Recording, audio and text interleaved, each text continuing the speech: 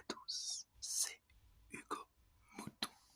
On se retrouve aujourd'hui pour une nouvelle vidéo sur une nouvelle série, surtout la F1 expliquée en ASMR.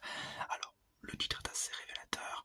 Je vais vous parler durant cette série des points de base de notre sport, du sport que je vous compte depuis 3 ans maintenant.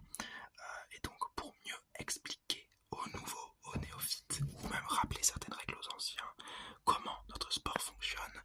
Et allez, d'abord sur les bases. Cette vidéo, vous l'avez vu en titre, c'est un week-end de course. Comment se déroule un week-end de course, pour ensuite aller sur des choses un petit peu plus précises, donc avec des écuries, comment fonctionne une écurie. Ensuite, voilà, pour aller sur du plus précis, on aura le parcours pour accéder à la F1,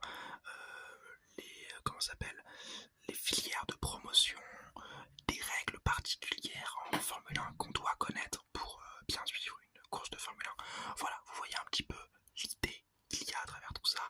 C'est vraiment expliquer du mieux possible la Formule 1 aux nouveaux qui ne connaissent pas ce sport et auxquels ils ont envie de s'intéresser. Et pour ça, je vais faire une série de vidéos ASMR pour bien vous expliquer à ma manière et à mon humble niveau surtout. Je suis la F1 depuis 2018, depuis début 2018, donc mes connaissances de F1 ne s'arrêtent pas là, puisque maintenant je connais énormément de choses en Formule 1, mais ne sont pas immenses comme certains autres, donc on va être sur mes bases à moi, donc vraiment d'avance, je vous le dis. Excusez-moi si des fois il y a des petites erreurs, des petites imprécisions, et n'hésitez surtout pas à me corriger en commentaire, c'est comme ça que je vais mieux apprendre et que je pourrai mieux vous retranscrire ma passion de la Formule 1. Encore un petit truc à vous dire avant de commencer cette première vidéo. Vous me connaissez, je fais énormément de vidéos historiques sur la Formule 1. Donc bien évidemment que quand je vais vous parler d'un week-end de course, je vais obligatoirement vous mettre une partie historique. C'est pas possible pour moi de pas mettre de l'histoire dans de la Formule 1. Et ça sur toutes les courses, donc une saison de Formule 1 pareil. Je vais vous la décortiquer en vous parlant des anciennes saisons, des anciens formats de saison, les écuries, je vais vous faire certaines généalogies d'écuries. C'est une obligation chez moi, je n'arrive pas à faire sans, je n'arrive pas à ne pas mettre de contexte. Excusez-moi donc, si des fois ça vous saoule que je vous parle pendant 20 minutes de la F1 de 1950, alors qu'on est normalement là pour expliquer de la F1 de 2023, mais c'est plus fort que moi, j'espère que vous me pardonnerez. Alors commence. Un week-end de course, l'histoire d'un week-end de course. La Formule 1 existe depuis 1946 et est un championnat depuis 1950. Elle a connu donc beaucoup de changements de format de week-end et on va prendre les formats les plus connus. Durant les premières années, jusqu'à 1996, ce seront des simples séances le vendredi ou le jeudi pour certains compris et le samedi qui compteront pour les qualifications, et le dimanche ce sera la course. La course qui débouchera sur des points en fonction du classement obtenu de la première à la 6e place pendant très longtemps et du meilleur temps obtenu selon certaines années de course. Je sais qu'en 50 le meilleur temps n'existait pas, en 51 le meilleur temps rapportait un point, puis il y a eu certains autres changements jusqu'à qu'en 2018 le meilleur temps réapparaisse. Donc maintenant quand on fait un meilleur temps, on a un point, mais à d'autres époques de la Formule 1 il n'y avait pas ce point.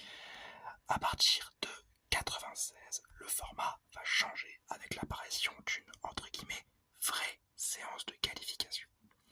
Le vendredi devient une séance d'essais libres telle qu'on peut les connaître aujourd'hui, donc une séance de 1h30 ou des fois un peu plus longtemps, où les pilotes roulent et mettent au point leur voiture. Et le samedi, c'est des essais libres qualificatifs. Je m'explique, un essai libre qualificatif, c'est pendant 1h30, vous allez tourner en essai libre et le meilleur temps fera votre position en piste. Donc vous devez faire durant cet essai libre votre meilleur temps pour avoir votre position en piste. Avant, le vendredi et le samedi servaient de base qualificative. Maintenant, il n'y a plus que le samedi qui sert de base qualificative et le vendredi est vraiment un vendredi de test pour vraiment tester la voiture et tester les petites améliorations à faire.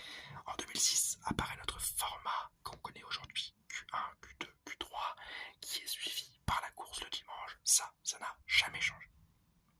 Alors précisons, le jeudi, aujourd'hui bien sûr, le jeudi, les écuries arrivent sur le Grand Prix, ils sont même arrivés un peu plus tôt dans la semaine et ils montent les voitures, les motorhomes pour que tout soit prêt le vendredi.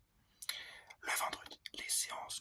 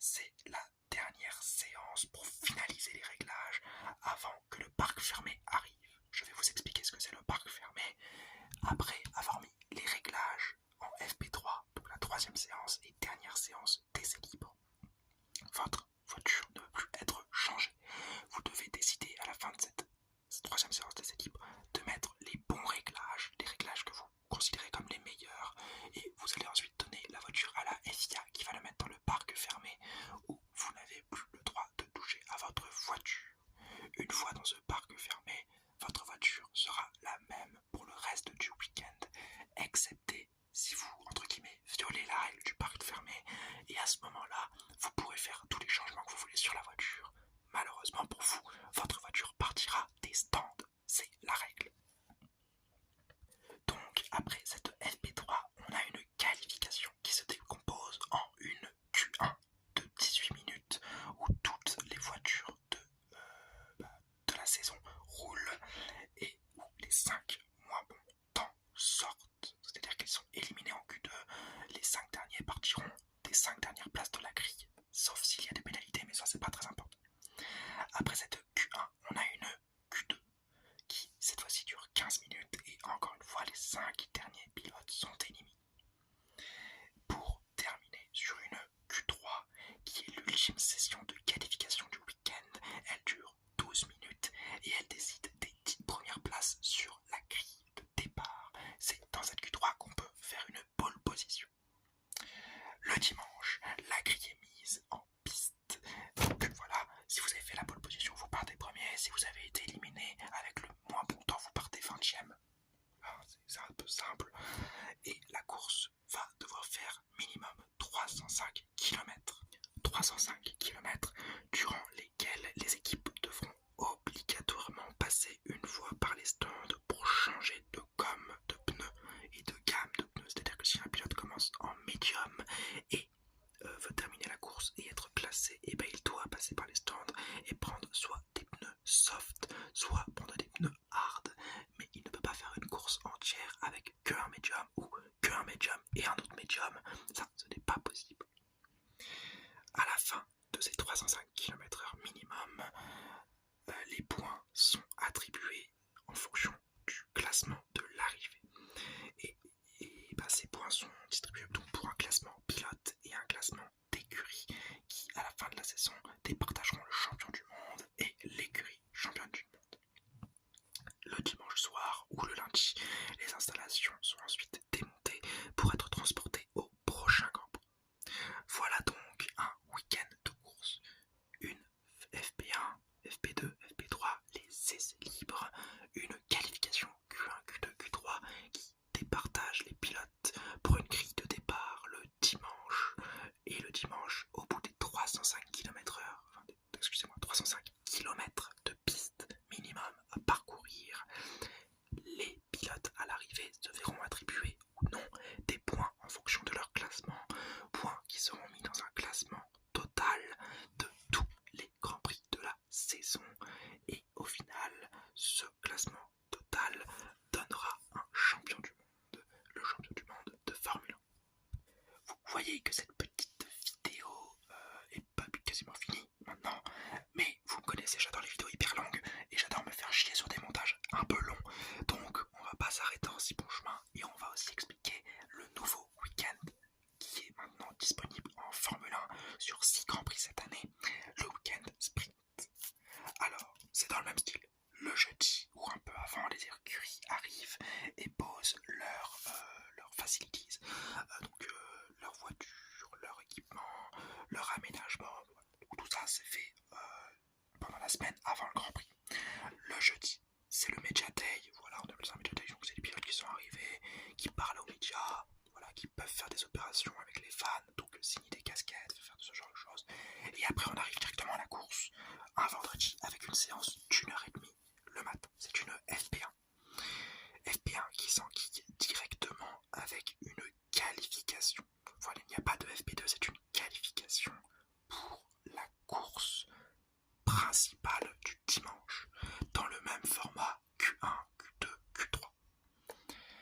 Le samedi, donc le lendemain, il y a une qualification à nouveau, sauf que cette fois-ci c'est la qualification sprint, toujours le même format Q1, Q2, Q3, qui sont cette fois-ci renommés SQ1, SQ2, SQ3 pour un souci de compréhension. Donc la Q1, Q2, Q3, c'est qualification 1, 2, 3. La SQ1, SQ2, SQ3, c'est Sprint Qualification 1, Sprint Qualification 2 et Sprint Qualification 3. Voilà, c'est juste par souci de compréhension pour bien détailler la qualification sprint et la qualification principale. Toujours le samedi dans l'après-midi a lieu la course sprint qui doit faire minimum 100 km/h et qui a été ajoutée